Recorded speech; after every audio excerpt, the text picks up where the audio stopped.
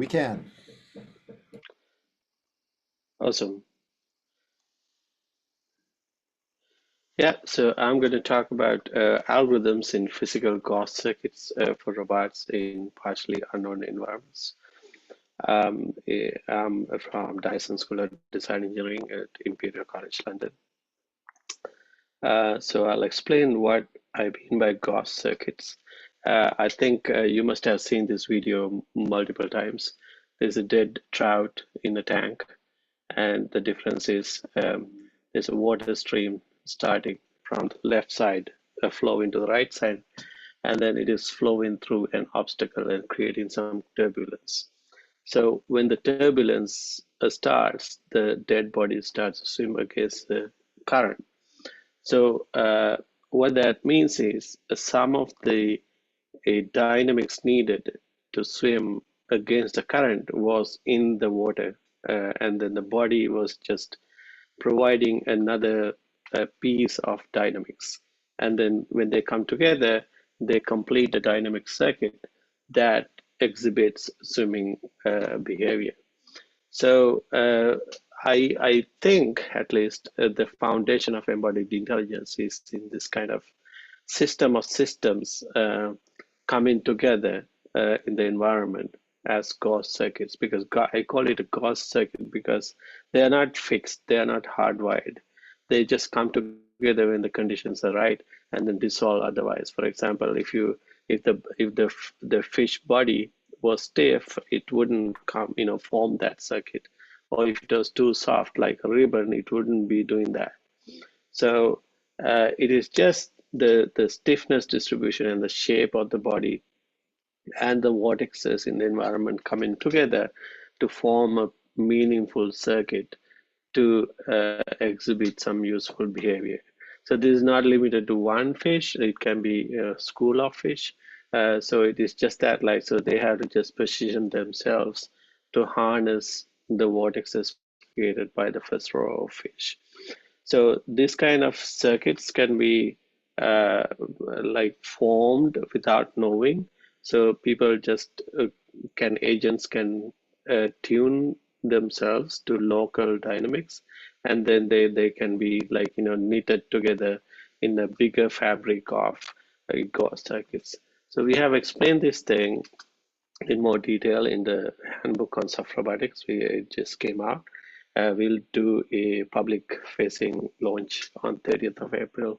If you search for handbook on soft robotics, meet the authors, share ideas, and explore on Eventbrite, you can find it. So I'll give you some examples of how these gauge circuits are used in various applications in my lab. So this is one example. So this wheel is just a simple wheel. It doesn't have any sensors or no control at all.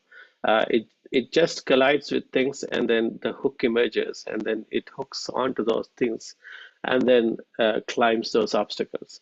So the point is, a part of the intelligence was in the morphology, the embodiment of the wheel, and then the other part was in the environment, right? So these obstacles. So when they come together, they form something meaningful, and then they climb and then do useful things. So it is done without any kind of control. It doesn't have any sensors at all. So this will also be presented in ICRA, and it is also published in RAL. So another example is this mountain goat hoofs, right? So we were thinking about how these mountain goats could survive on those cliffs without slipping, because the brain cannot control if it starts to slip. It doesn't mean that they don't slip at all. So, but they slip, but they autonomously, break again. So if you see this mountain goat inspired hoof versus other types of hooves, what you see is the the rounded hoof would just slip down, or the cube would just slip down, but the mountain goat inspired hoof would flap on the surface, and then basically create something like a ABS type of autonomous braking system. So when you in a vehicle, if you want to brake, Static friction won't break it. So chopping friction allows it to break fast. So this passive emergence of some behavior due to the embodiment of the hoof allows it to chop those friction normal forces on the surface and then break itself. If somebody thinks that, yeah, it is the edge that does the trick, the cube doesn't do that. So it just bounces its way down the slope. So this was tested in multiple environments. Like, so this is some of my testing at JPL last summer. So these were tested on slopes. So these morphological features of edges, they do help. You saw it is not getting stuck per se. It slips, but it catches again. So this is another camel hoof inspired hoof. So anti-sinking behavior. So if it sinks on sand, it has this autonomous behavior that stops from sinking. So we wanted to understand why camels can be efficient walkers on sand. So this is another example of Yukun Gate's work.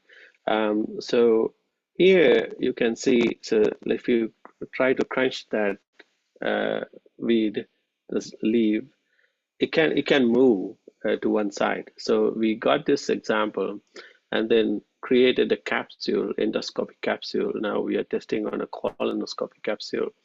So the idea is like, so when the capsule is soft, it can go to one side, and then the capsule is crunched up, it can go to the opposite side under the same peristaltic waves.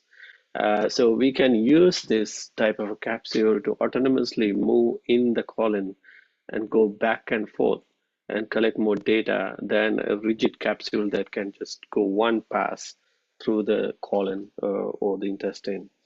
So this idea we tested with a sensorized capsule. So when we have four sensors, if there's an anomaly in the tissue, we can capture that um, in four occurrences across the four sensors, and then that gives us some kind of a pattern. And you can see this nodule here was seen here, and then there, and then there. So we can use that as some kind of a particle filter, and then locate like early tumor or lesions before it can be seen through a camera. So the advantage of this capsule is like, if it is collapsed, it will go to the opposite side, and then it can go back and forth and collect more data. So it is not using any motors or any kind of actuation. It is just harnessing energy from the peristaltic waves. Um, that is pretty similar to that dead fish swimming in the water. Sorry, I'm getting okay. So the last thing um, is this fingertip. This fingertip, we wanted to ask the question, what the fingernail is doing in perception. So this is how to establish a efficient circuit with the environment and then have the right embodiment to perceive better. So we suspected that the curved nature, curved shape of the nail is forming something like a lens that can converge this soft tissue vibrations to a like a low entropy information source for the mechanoreceptors. So we tested with fingers without a bone and a nail, with the nail only without bone, and then only a bone without a nail, and then nail and the bone together. So we suspected that the nail is working like a lens that focuses information, And if so, we should have clearer information with the nail compared to without nail. And then the bone, we suspected that the bone is without the bone, the vibration should be the vector should be 3D, and then it is pointing at different directions. With the bone, it forms a constraint, a mechanical constraint that maps 3D vectors to a 2D manifold because it's a cylindrical constraint. So that should improve the entropy of information. So what we see is with, let's say, without anything, of course, there's no differentiation across different textures.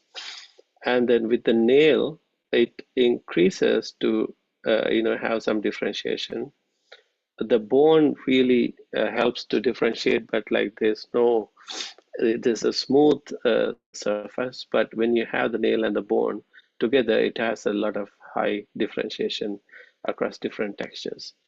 So what this means is to establish meaningful Gauss circuits or meaningful dynamic coupling with the texture or the environment, we have to have the right embodiment, the right morphological features in the body. So if all the way going back to the fish example, a fish to be efficient swimmers, they should have the right shape, the right stiffness, the right bones, the right scales, and then the right stiffness distribution from the head to tail. So for the finger, uh, we have to have the nail and we have to have the right morphology of the bone to do texture differentiation. For the capsule, to harness energy from the peristaltic waves, we need to have the capsule morphology that can be just controlled with a meta parameter, which is the relaxed version or the stiff version to go back and forth. So the idea of Gauss circuits is to establish a circuit, you need to have a morphological freedom that can be tuned to establish circuits with the environment and then harness energy or accomplish things that the simple body cannot accomplish on its own. So with that, I will conclude with a group photo we took recently with the Bruce Lee posture on in front of Imperial. Thank you very much.